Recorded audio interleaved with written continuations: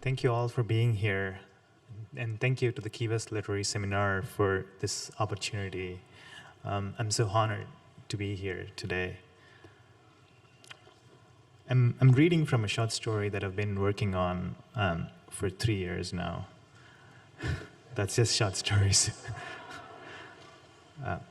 The narrator is on an overnight bus going home, and home is a small town in India, and he can't fall asleep. That's all you need to know for now. I try sleeping. I take deep breaths, but sleep does not come. If it's a window seat, maybe I'll sleep. I'm not posturing. You know this, Kay. You must remember the time we went on a school picnic and you took the window seat? Not on the way to the orchard, but on the way back home. Our bellies were stuffed with mangoes. And I told you the bus would make me vomit if I didn't have the window. And you called my bluff. And we fought over it. God, the kids we were. It wasn't a pretty sight. And you were stronger than me, and you felt that you had won. But I clutched at my throat and retched hard enough for some phlegm to fall on my shorts. You were sorry. You gave me the window seat, and you offered the kerchief Mom tucked in your shirt pocket. And when I began to feel the mangoes in my throat, you told me to take deep breaths, to try and sleep until the feeling subsides.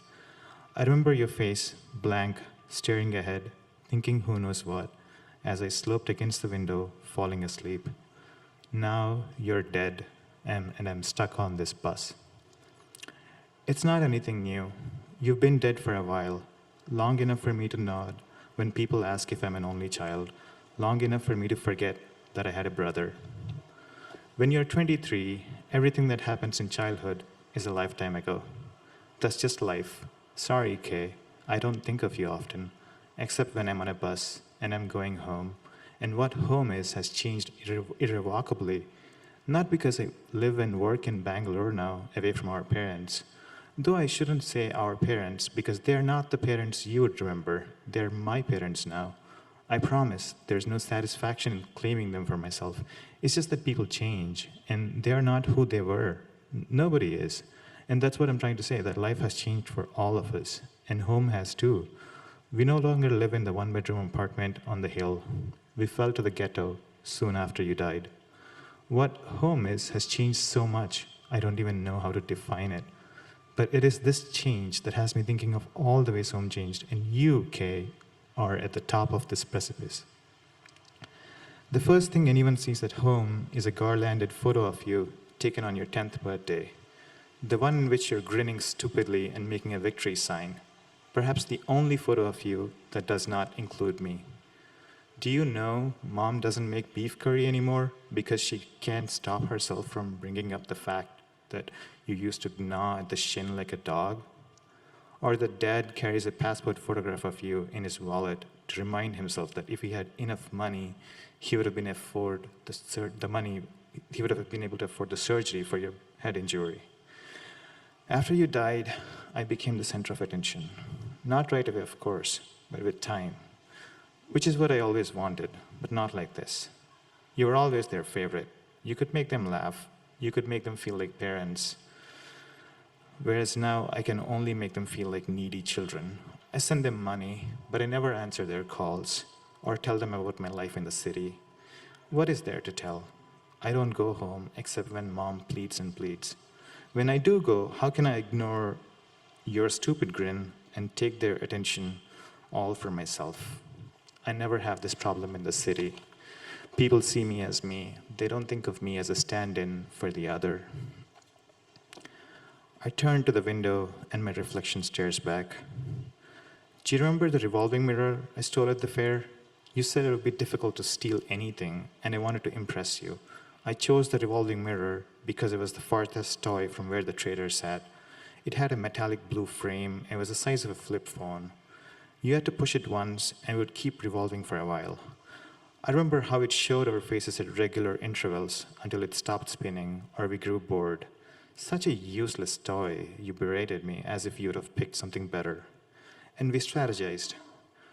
Dear sir, we discovered this mirror on the road and thought it might be yours. Can we please have something else as a gift for getting this precious mirror back to you? Thank you very much. But what happened is that both of us were chickens. We couldn't face the guy, and the mirror remained ours.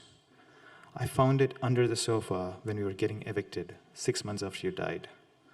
I remember pushing on the blue frame, watching the mirror come back again and again with nothing but my face. I don't know what I did with the mirror. I think I wanted it gone. But you cannot see a mirror. Something tells me this bus is that mirror, spinning me back every single time. Hello, okay. I want to believe that it's you in the mirror, that you've simply hidden all this while. But I know that's not true. That is my stupid face. Do you remember the time we played hide and seek behind the portico and you crouched down in the well and covered yourself with coconut leaves? We were all so worried. And when we called your name, you wouldn't answer, and it took a long time for you to emerge. And when you did, you were oddly chill, not really celebrating the fact that you had won. Mom abandoned the peanuts she was roasting to fret over you, to check for bruises. And you smiled and brushed her away. But now I wonder if you knew something back then, something unexplainable.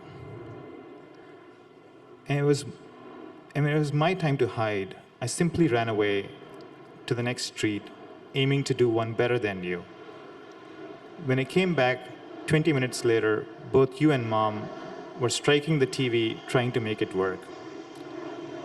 Even after I announced that I was back, Mom did nothing. She said, "Good," and went back into the kitchen. You casually asked where I was, as if you were trying to be nice, but you were more excited to see a flash of Tom and Jerry than to hear where I had been. And this irritated me. I unplugged the TV and ran to Mom, sure that you would chase me. And when you did chase, it was me that smiled from behind Mom's sari. And I wonder if I too knew something back then. I don't think I did, but it's too eerie the way we were both smiling. It's almost as if we both knew something about our destinations, as if we both had a glimpse of what was waiting for us.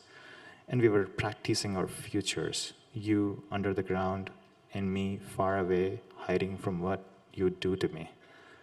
Is there a better definition of home than that? Thank you.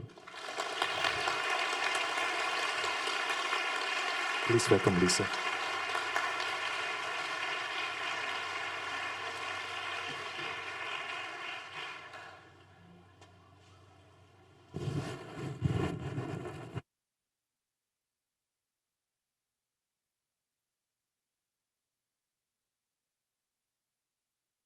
Thank you.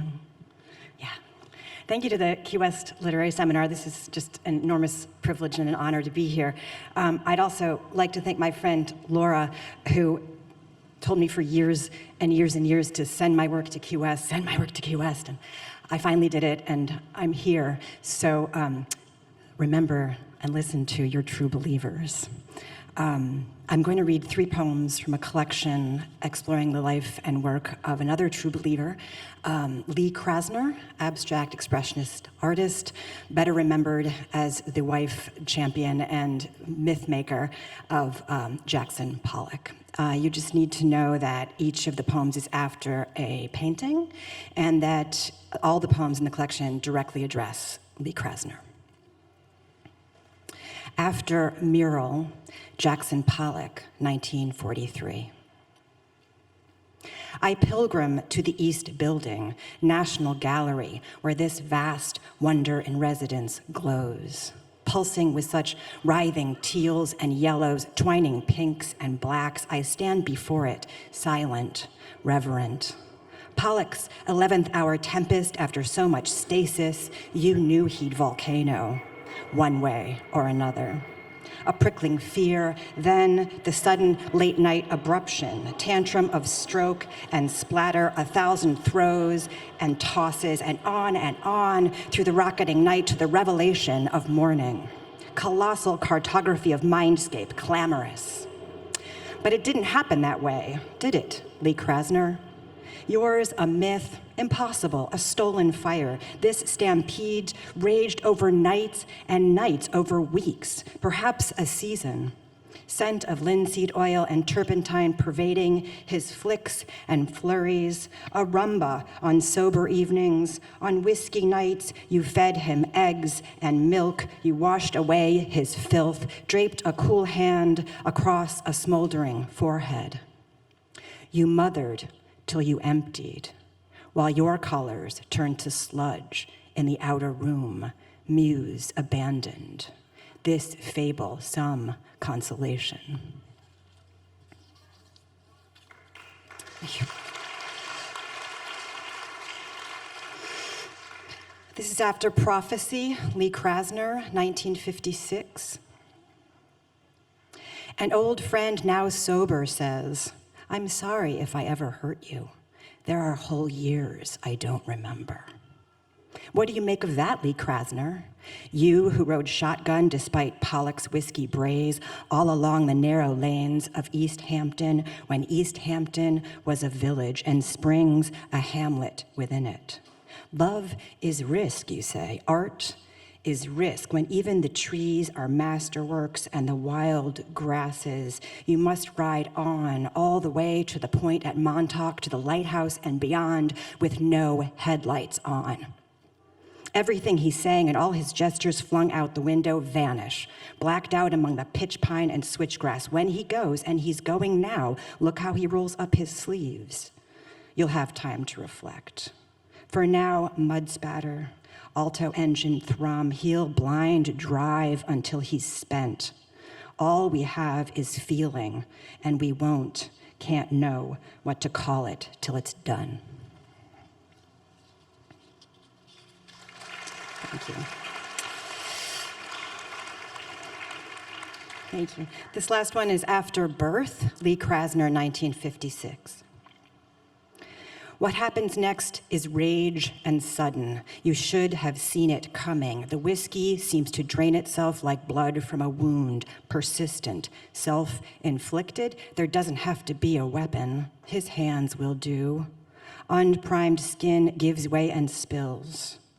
For whole seconds, you are static and unmoved. The floor tilts and the table upends. Your friends tossed back against the gaping windows.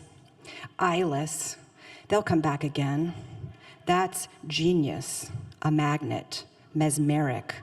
Genius from the Latin for beget. Genius from the Greek, be born. Genie in the bottle smashed to pieces in the crash. But you, Lee Krasner, you always knew how to begin again. Thank you. Thank you. Now please welcome Aimee.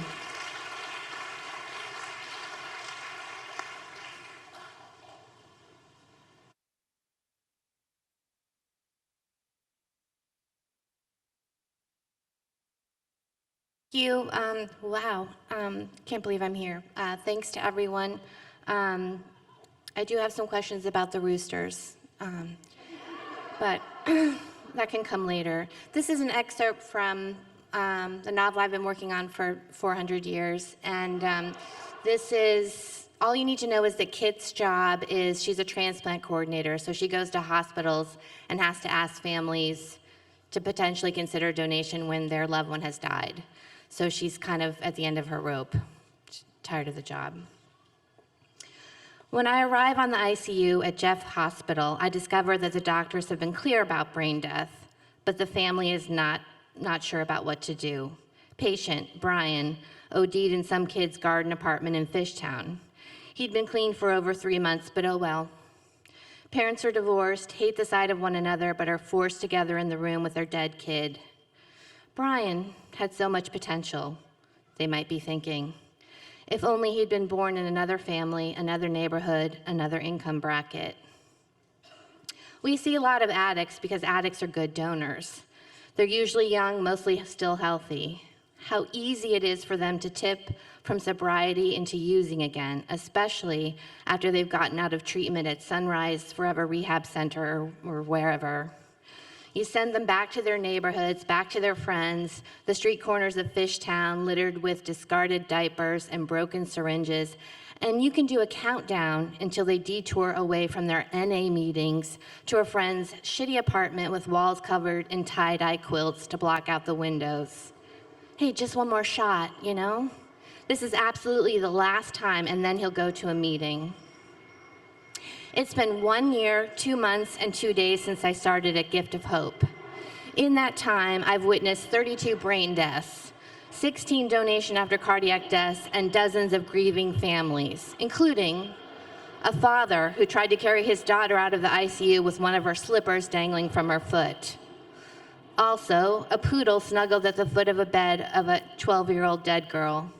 Also, the family of a black girl killed in a drive-by shooting whose brother had been shot 2 weeks before. Also, a suicide by hanging where the mom kept trying to cover up the ligature marks with a silk paisley scarf. Of those 48 deaths, 17 families said yes, 15 succeeded in donating, and 2 cases went bad before we could get the organs out. In this, case number 33, mom and dad fight whisper in the hallway outside of the ICU. I leave them to it. I check the patient. He's a 23-year-old with a dark cloud of hair and purple circles under his eyes. No track marks on his arm because he's been clean, but that's what made him vulnerable. After checking his vitals, I go back into the hallway and introduce myself. Dad squints at me and walks away. Mom yells, "Yeah, go fuck off then." I ask her if she has some time to talk. I tell her that he has chosen yes on his driver's license. She looks at me. What do you mean? He has a warrant or what? The ICU doctor joins us in the hallway. Sometimes the doctors hate us. We're there because they failed to work a miracle. This doctor looks at me. I prepare for a fight, but he says, "We've done the Glasgow test. He has dark circles under his eyes too, and really should have a nap." The glass blow test, was he able to blow into a tube? This comes from the mother who is now picking at her face. It makes no sense. She turns in a circle. It's really too loud in this place. 2 nurses chat in the room next door, and it sounds like they're also clamping a bunch of bedpans together. We go into the hospital room. The second we walk in, Brian's knee jerks and he sits up. "Did you see that?" The mother looks at me. I take her hand, which is fluttering. I did see that. They do that sometimes. Brian looks absolutely fine except for the bandage around his head and 1 dime-sized drop of blood in the center from when he fell off a chair with the needle dangling from his arm. "Is that his brain leaking out?" the mother asks. I shake my head. "Did they put a Q-tip in his eye or did I dream that?" The doctor clears his throat, says he's very sorry, but there seems to be no brain activity. "Is Brian dead? Is he Brian dead?" Then the mother corrects herself. "Brain dead?" The doctor says, "As I mentioned, there's no blood flow to the brain. Could we be there? Could we be there in the OR for the extraction?" The mother has tried to adopt the lingo of the medical staff, a survival technique that says, "I am one of you. Please don't hurt my kid." Vocabulary she pulled from episodes of Grey's Anatomy, triage, incoming, sutures. "We don't advise the family to attend. If you want some time," I say. She interrupts. "Will they take his eyes?" The doctor looks at me and he must see something in her face because he says, "No, they don't take the eyes. The eyes stay." This is not technically true if she consents to cornea, but it's true enough. "This will be his legacy," he adds. That sounds like something from a yearbook. Brian dead but not forgotten. "Yes," she says. "Okay, yes." She looks at me. "Yes." I ask her if she wants to discuss the decision with her ex, and she says, "That asshole never gave a good goddamn." "Not a good kid," she says. "He was never a good kid. He was always into something bad." "Not this time," I say. "This time, he has a chance to do something good." It's a cliche, one that happens to be true. She nods her head. She's missing 2 teeth. She has dyed blonde hair pulled back into a tight ponytail and wears a sweatshirt with a cartoon chimpanzee on it that reads, "Quit monkeying around." Her leg jiggles as we talk, and I wonder about her struggles with substance abuse. "I got a daughter, died 2 years ago, crashed her car into a ShopRite," she says. "How'd I raise such idiots?" She gives out a high-pitched bark that could be a laugh. "You'll go with him?" She clutches my arm. "Yes." Okay. She picks at the hole in her jeans. She goes up to the bed. "Geez, look at his hair." She smooths it back. You should have seen him as a baby. I mean, come on. Okay, kid. Well, goodbye, kid. She pats his arm and then steps away. I don't need no more time with him. She slips out of the door, a cigarette already between her fingers. Most people think that the transplant takes place like how it happens in horror movies, like Frankenstein. You have two bodies side by side, and they take the heart out of one body, and then some nurse carries it over carefully to the other body, dripping dots of blood on the floor. She walks. The doctor does some kind of magic, flips a switch, and the person with the bad heart gets a new one and sits up going, I'm alive. It doesn't happen that way. None of it. None of it happens the way you think. Thank you.